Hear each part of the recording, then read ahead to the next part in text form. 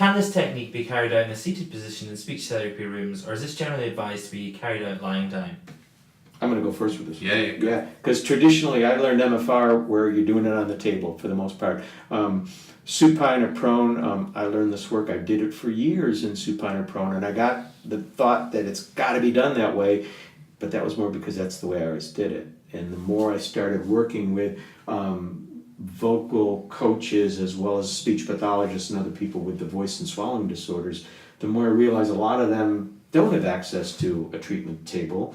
They're used to working in sitting, so more and more I've adapted.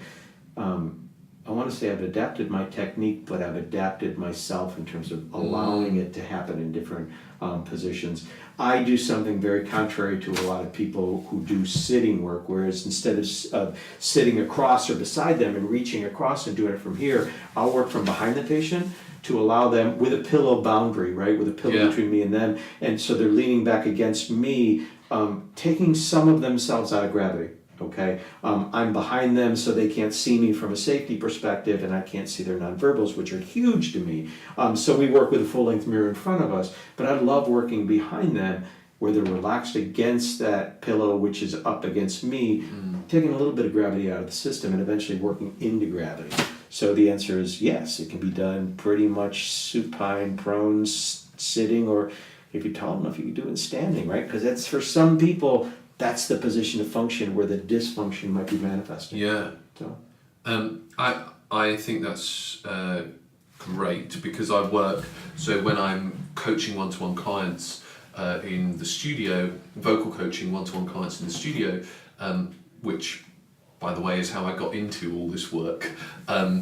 Is I will palpate them when they're standing up, and normally we will both be facing a mirror, and it's so the non-verbal clues are really relevant and really prevalent, and they really stand out, but we'll do it sitting down.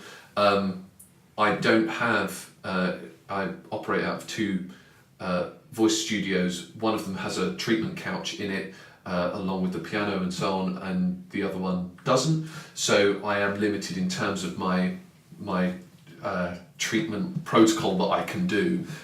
So I think it's easy to do it standing up, actually. Yeah.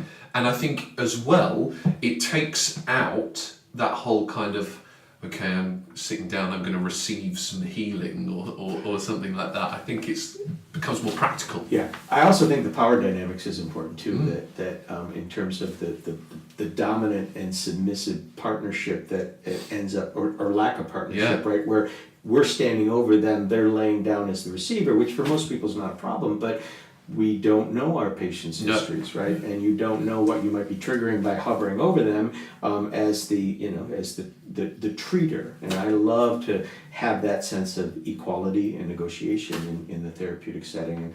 And working in sitting or standing can level the playing field there.